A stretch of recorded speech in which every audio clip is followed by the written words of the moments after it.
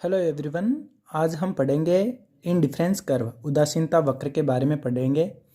इससे पहले हमने यूटिलिटी चैप्टर स्टार्ट किया था। यूटिलिटी चैप्टर में उपयोगिता को मापने के दो दृष्टिकोण के बारे में हमने पढ़ा था। दो दृष्टिकोण थे, गणनावाचक और क्रमवाचक। गणनावाचक दृष्टिकोण क्या कहता था? गणनावाचक दृष्टिकोण यह कहता था कि यूटिलिटी को मॉनेटरी टर्म्स में यानी मुद्रारूपी पैमाने में मापा जा सकता है, और मापने के आधार उन्होंने कुल उपयोगिता और सीमांत उपयोगिता बताई थी, जिनके बारे में हमने पढ़ा था।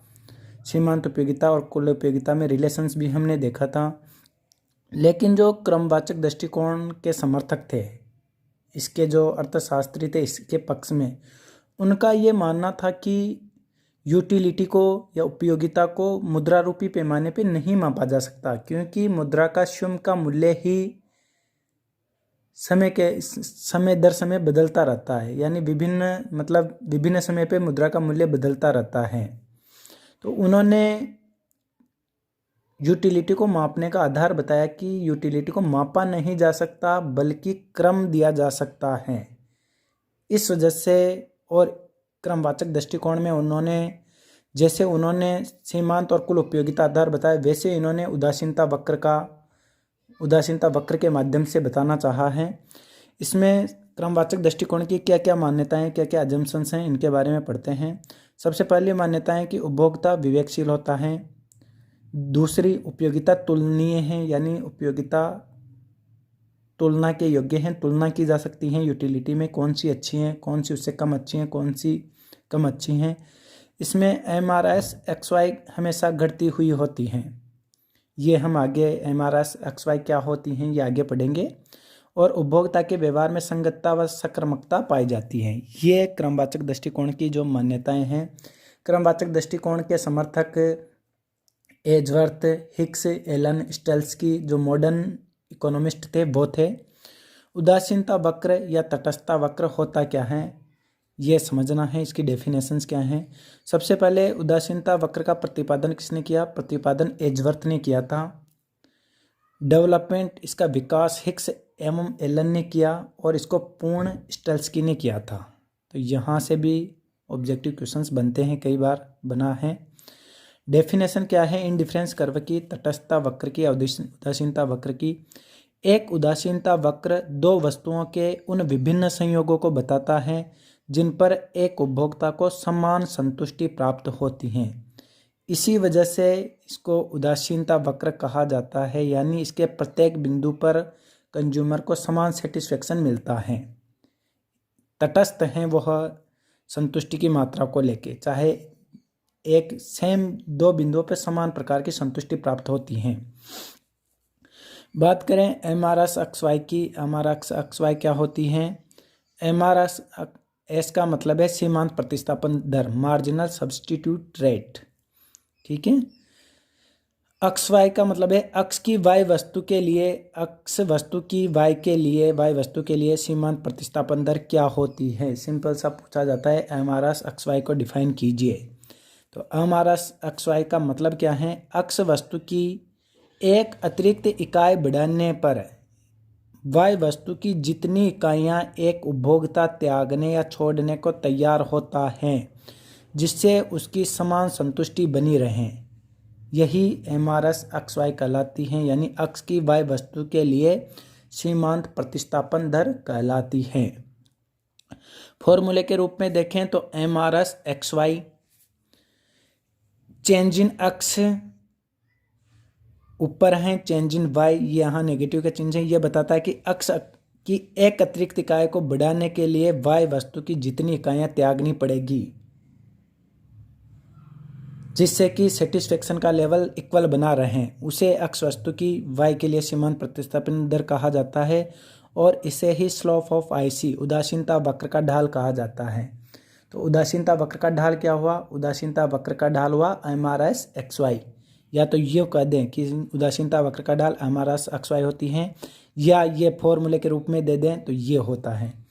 यहाँ MRS YX होता तो उसका क्या फॉर्मूला बता? MRS YX का होता तो y नीचे आता, चेंज इन y वस्तु की मात्रा में एक अतिरिक्त इकाई बढ़ाने पर अक्ष वस्तु की मात्रा में जो परिवर्तन होता है वह वाई की अक्ष के लिए सीमांत प्रतिस्थापन दर हो जाती है, बिल्कुल इसके विपरीत हो जाता है। ठीक है, यहाँ कन्फ्यूजन नहीं होना है। एमआरएस अक्ष वाई को ही स्लोप ऑफ आईसी कहा जाता है, उदासीनता वक्र का ढाल कहा जाता है। यह भी काफ़ी बार पूछा गया है क्वेश्चन। एक उदाहरण मैंने लिया है, यहाँ से अपने को एमआरएस अक्ष वाई कैलकुलेट करनी है, अक्ष की वाई वस्तु के लिए सीमांत प्रतिस्थापन दर कैलकुलेट करनी है। कॉम्बिनेशन है ABCDE, 5 प्रकार के कॉम्बिनेशन है, इनमें एक्स वस्तु हैं 1 2 3 4 5। यहाँ एक वस्तु की एक अतिरिक्त इकाई बढ़ाते जा रहे हैं। वाई वस्तु 30 22 16 12 10 हैं। पहले कॉम्बिनेशन जिसमें अक्ष की एक वस्तु है, वाई की 30 हैं, उससे भी सेटिस्फेक्शन 2000 कैलोरी मिल रहा है उनको यूज में लेने से। दूसरे में अक्ष वस्तु की 2 ली, वाई की 22 हैं, तो भी सेटिस्फेक्शन हर कॉम्बिनेशन पे इक्वल है 2000 कैलोरी का। हमारा अक्ष वाई कैलकुलेट करनी है। पहला जो कॉम्बिनेशन है, अक्ष वस्तु की 1 इकाई, वाई वस्तु की 30 इकाइयाँ, यहाँ हमारा अक्ष वाई 0 है। ठीक है, क्योंकि हमारा अक्ष वाई अक्ष वस्तु की एक अतिरिक्त इकाई बढ़ाने के फलस्वरूप वाई वस्तु की जितनी इकाइयाँ त्यागनी पड़ेगी उसी के फलस्वरूप उत्पन्न होती हैं या होगी। जैसे ही हमने अक्ष की एक अतिरिक्त इकाई बढ़ाई, 1 की जगह 2 किया, तो वाई वस्तु की अपन ने कितनी इकाइयाँ त्याग दी, 30 से 22 रह गई, यानी 8 इकाइयाँ हमने त्याग दी अक्ष वस्तु की एक अतिरिक्त इकाई बढ़ाने के लिए। तो हमारा अक्ष वाई हो गई 8। इसको 8 लिख दें या 8:1 भी लिखा जा सकता है। ठीक है, वैसे ही फिर अक्ष वस्तु की हमने 2 से 3 यूनिट की, 3 इकाइयाँ की, यानी 1 इकाई और बढ़ाई, तो वाई वस्तु की अपन ने कितनी इकाइयाँ त्याग दी, 22 से 16 पे आ गए, यानी 6 इकाइयाँ त्याग दी। तो तीसरे कॉम्बिनेशन में आ गई हमारा अक्ष वाई 6। इसको 6:1 भी लिखा जा सकता है। वैसे ही चौथी इकाई बढ़ाई, यानी 3 से 4 इकाइयाँ की, तो बड़ी तो 1 ही यूनिट एडिशनल हमने त्याग किया वाई में से 4 यूनिट का, तो हमारा अक्ष वाई आ गए 4। वैसे ही 5वीं इकाई ली, एक अतिरिक्त इकाई बढ़ाई, तो 12 से 10 हो गई, यानी हमारा अक्ष वाई आ गए 2। इनके आगे अनुपात 1:1 भी कर सकते हैं, क्योंकि अपन अक्ष की 1:1 अतिरिक्त इकाई बढ़ा रहे हैं, इस वजह से यहाँ 8:1 लिख दें या 8:6:1, 4:1 लिख दें, 2:1 लिख दें, कोई फर्क नहीं पड़ता, क्योंकि 2 में 1 का भाग देंगे तो 2 ही आएगा। इस वजह से मैंने वो अनुपात में 1:1 नहीं लिखा। ठीक है, तो इस प्रकार अक्ष वाई कैलकुलेट की जाती है। अब जहाँ से मोस्टली क्वेश्चंस बनता है कि उदासीनता वक्र की कौन कौन सी विशेषताएं हैं, छोटे क्वेश्चंस यहाँ से काफ़ी सारे बन सकते हैं। इन विशेषताओं के बारे में हम पढ़ेंगे। सबसे पहली विशेषता है कि उदासीनता वक्र का ढाल ऋणात्मक होता है। हमने पहले भी पढ़ा था कि ढाल 2 प्रकार के होते हैं, पॉजिटिव स्लोप और नेगेटिव स्लोप।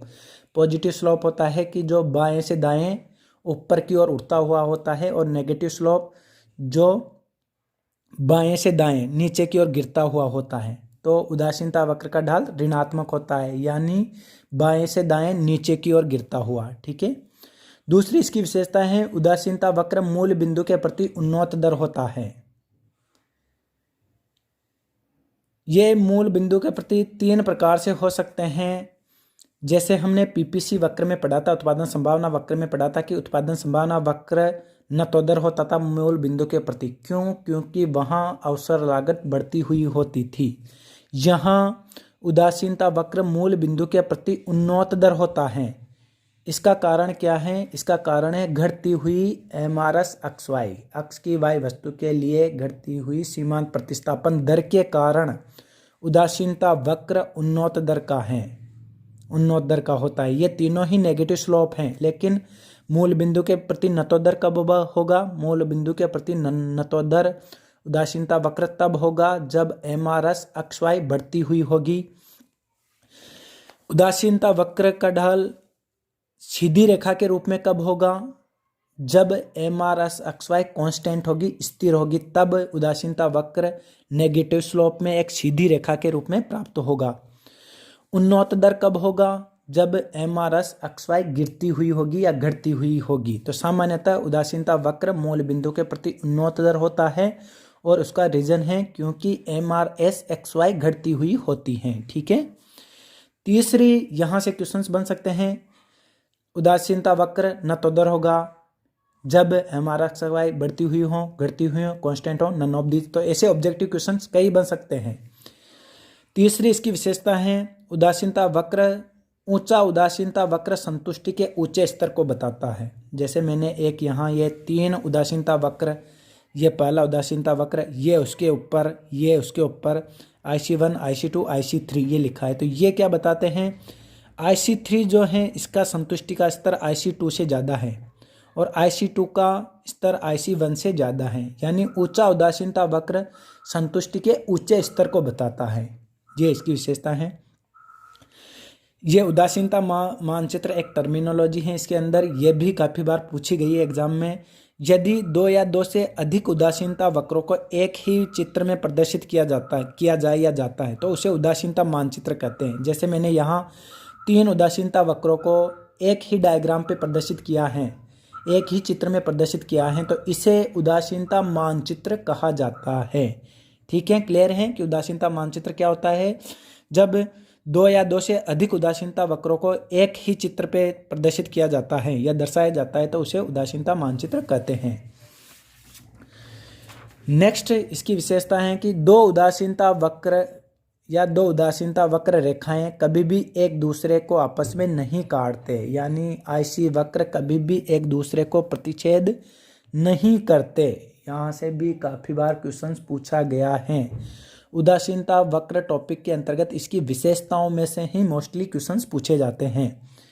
5वीं विशेषता है यह आवश्यक नहीं कि उदासीनता वक्र एक दूसरे के समानांतर हों। देखो यहाँ मैंने 3 IC दर्शाए हैं, IC1, IC2, IC3। ये IC वक्र यहाँ से लेके यहाँ तक हैं। यह जरूरी नहीं कि दूसरा भी यहाँ से लेकर यहाँ तक ही हो, इससे ऊपर भी निकल सकता है और इससे छोटा भी हो सकता है। चित्र से स्पष्ट हो रहा है कि यह आवश्यक नहीं कि उदासीनता वक्र एक दूसरे के समानांतर हों, यानी तीनों बिल्कुल एक दूसरे के बराबर ही हों, यह जरूरी नहीं है। ऊपर बड़ा छोटा उदासीनता वक्र हो सकता है, लेकिन जैसा कि अपन ने पहली विशेषता पढ़ी थी कि ऊंचा उदासीनता वक्र संतुष्टि के ऊंचे स्तर को ही बताएगा।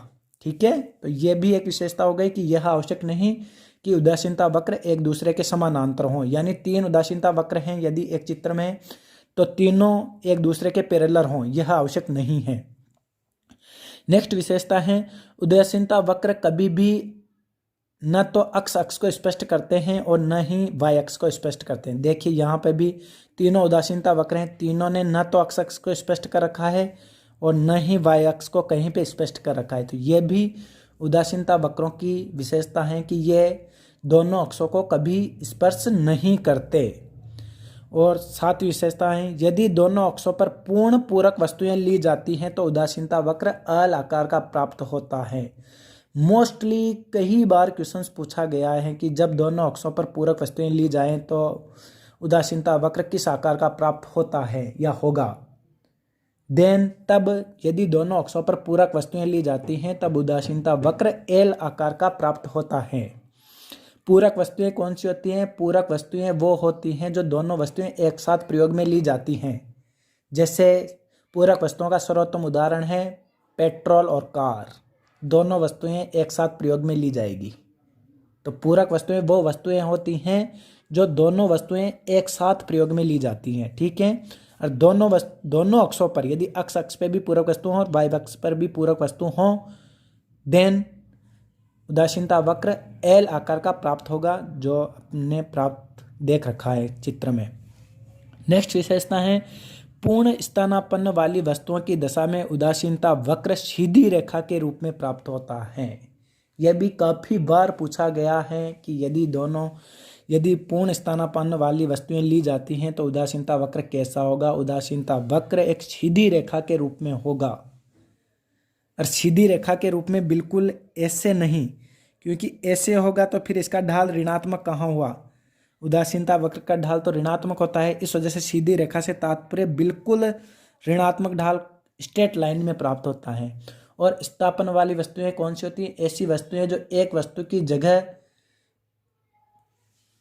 पूर्णतया स्थापित कर ली जाती हैं, यानी एक वस्तु की जगह दूसरी वस्तु को पूर्णतः स्थापित कर लिया जाता है। जैसे चाय और कॉफ़ी, यदि कॉफ़ी की कीमत ज़्यादा बढ़ती है तो व्यक्ति क्या करता है, कंज्यूमर कॉफ़ी की मात्रा, कॉफ़ी की जगह चाय को प्रतिस्थापित कर लेता है, यानी कॉफ़ी पीना छोड़कर चाय पीना स्टार्ट कर देता है। तो दोनों यह स्थानापन्न वस्तुएं, यानी एक दूसरे की जगह काम आने वाली वस्तुएं, दोनों एक साथ काम नहीं आती।